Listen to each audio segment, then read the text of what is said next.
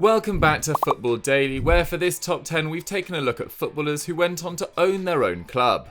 Let's get into it. 10. Eden Hazard.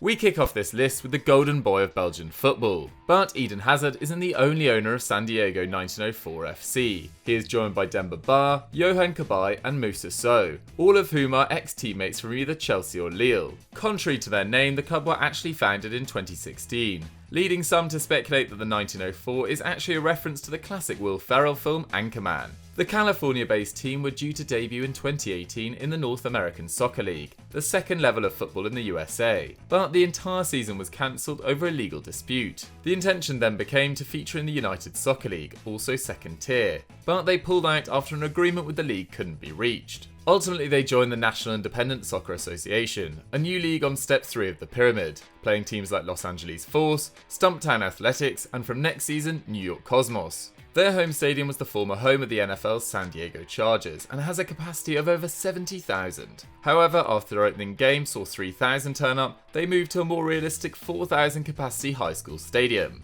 9. Franny Lee. It's rare that a player goes on to own the club they played for, but that's exactly what Manchester City legend Franny Lee did. Signed by City in 1967 for a then club record £60,000, going on to score 112 goals in 249 league matches, he lifted the league title in 1968. Retiring in 1976, Lee started up a toilet roll manufacturing company that turned him into a millionaire, leading to his purchase of Manchester City. Buying the club for £3 million in 1994, Lee made a number of promises, including the players being the best paid and drinking plenty of champagne.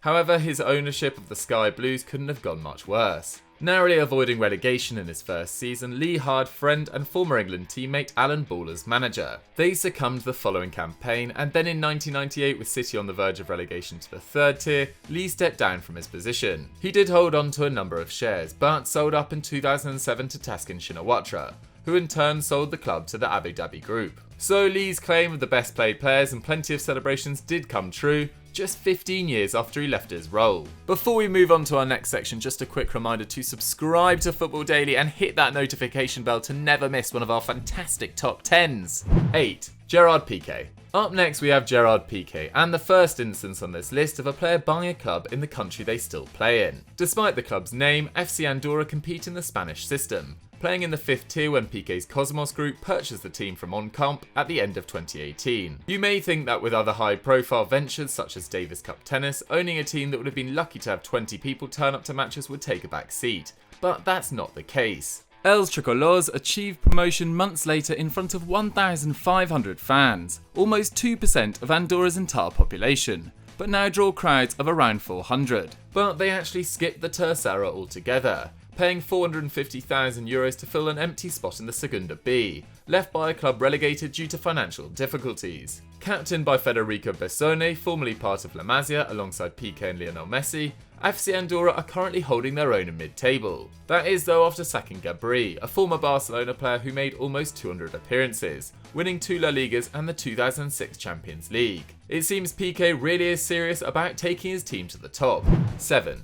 Abedi Pele. Now moving on to one of Africa's greatest ever players and perhaps the most controversial club ownership on this list. Abedi Pele, who was nominated for FIFA World Player of the Year in 1992 and won 3 consecutive African Player of the Year awards in the early 90s, is the long-time owner of Ghanaian side FC Nania. In 2007, Abedi was subject to a 1-year ban from football and saw his club demoted to the 4th tier of Ghanaian football following a match-fixing scandal. FC Nania were level on points with the Great Mariners in the 2nd division going into the final game of the season, with Nania needing to better their rivals' goal difference to go up. So his side comfortably won 31-0, and the other club catching wind of this recorded a 28-0 victory of their own. The subsequent season was delayed as Abedi, father of Andre and Jordan Ayew, fought to clear his name, and whilst his ban was ultimately lifted, the 4 clubs involved in these fixtures were banned for a year. And that's not all the controversy Nania have faced. They were banned from CAF competitions for 3 years after a late withdrawal from a continental competition. It's definitely not been easy for Abedi Pele post-retirement. 6. Dave Whelan. More well known these days as the owner of Wigan Athletic, Dave Whelan actually had a half-decent career as a player in the 1950s and 60s. Debuting for Blackburn Rovers as a 20-year-old in 1956, he was part of a promotion campaign and then played in the 1960 FA Cup final against Wolves. Unfortunately though, Whelan broke his leg making a challenge and Rovers lost the game 3-0. The fullback missed 2 years of football before returning for Crewe Alexandra in 1962, eventually retiring in 1966 with around 200 career appearances. Going into business, Whelan sold his chain of discount stores to Morrison's in 1978 for £1.5 million, close to £10 million in today's money. Using that money to buy the brand that became known as JJB Sports, Whelan then went on to purchase English 4th tier side Wigan Athletic in 1995. Promotions in 1997, 2003 and 2005 saw them reach the Premier League for the first time. The businessman also entirely funded the Lactics move to the JGB Stadium at a cost of £30 million. It all came full circle though when in 2013 Wigan defeated Manchester City to win the FA Cup, something Whelan missed out on 53 years earlier.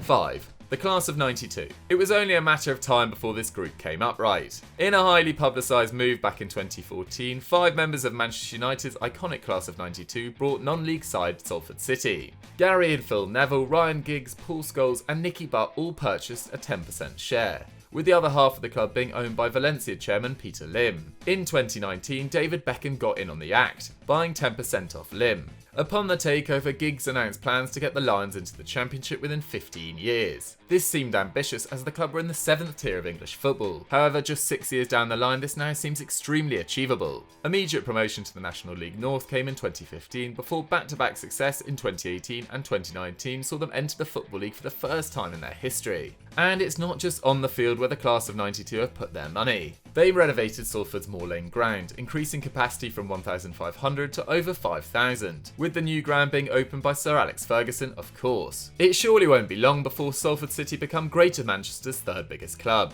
4. Didier Drogba. One of the more high-profile club ownerships, Didier Drogba briefly postponed his retirement to play for USL team Phoenix Rising.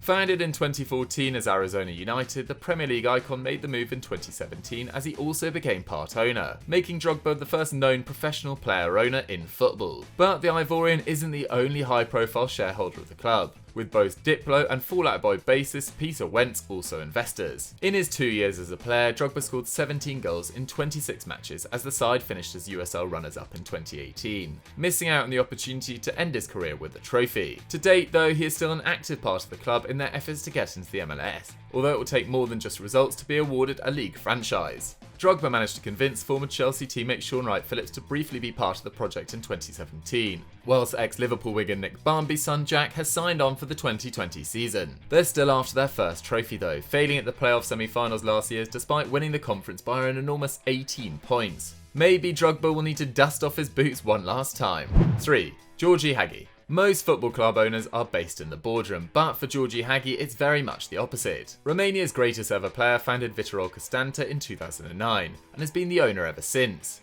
Entering into his country's 3rd tier, this Black Sea outfit achieved promotion in 2010 and again in 2012, but then spent a couple of seasons battling relegation.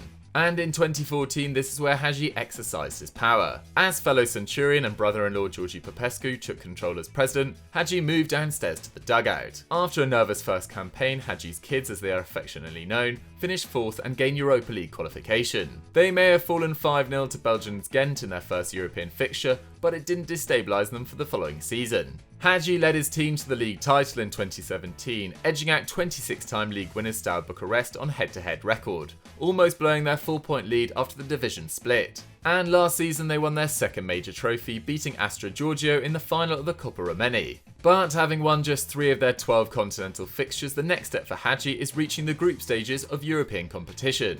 2. Ronaldo. Coming in at number 2 is former Ballon d'Or winner Ronaldo. Considered by some as the greatest striker of his generation, El Fenomeno had previously ventured into the world of club ownership when he brought American side Fort Lauderdale Strikers in 2014, with the plan to turn the Strikers into a global powerhouse. 3 years later though, the Strikers went bust. So Ronaldo tried again, and in summer 2018 he bought 51% of La Liga side Real Valladolid for €30 million.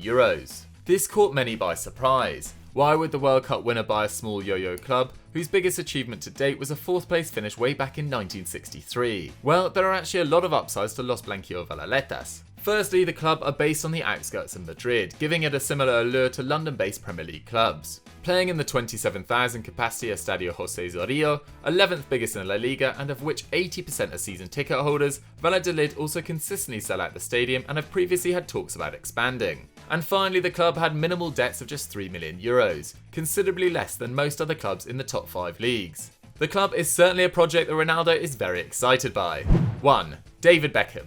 Arguably the most high-profile player turned owner in world football, David Beckham saw his club Internacional de Football Miami finally kick a competitive ball in February 2020, in a move that has been 13 years in the making. When Beckham signed for LA Galaxy in 2007, he was given the option of buying an MLS franchise anywhere in America for a fixed sum of $25 million. A lot of money on the surface, but in reality that price for a team in the MLS is a bargain. For context, Philadelphia Union, who were announced in 2008, paid $47 million for the privilege. More recently, a team from Charlotte, who are due to debut next season, had to pay $300 million in order to enter the league, so Beckham got a very good deal. In 2014, Miami Beckham United were announced, and his MLS Dream Team were underway. The name Inter Miami became official in September 2018, and 18 months later they made their MLS debut against LAFC, who themselves are part-owned by former USA record goalscorer Maya Hamm. Unfortunately, 2 games in and they are yet to pick up a point. But we're sure with the pulling power David Beckham undoubtedly has, they'll start climbing up the table in no time. So guys, that was 10 footballers who after retirement or when they were still playing went on to own football clubs. What did you guys think of our rundown? Did we miss any out? Let us know in the comment section down below. Don't forget to like the video, leave a comment and subscribe to the channel, and I'll see you next time. Bye!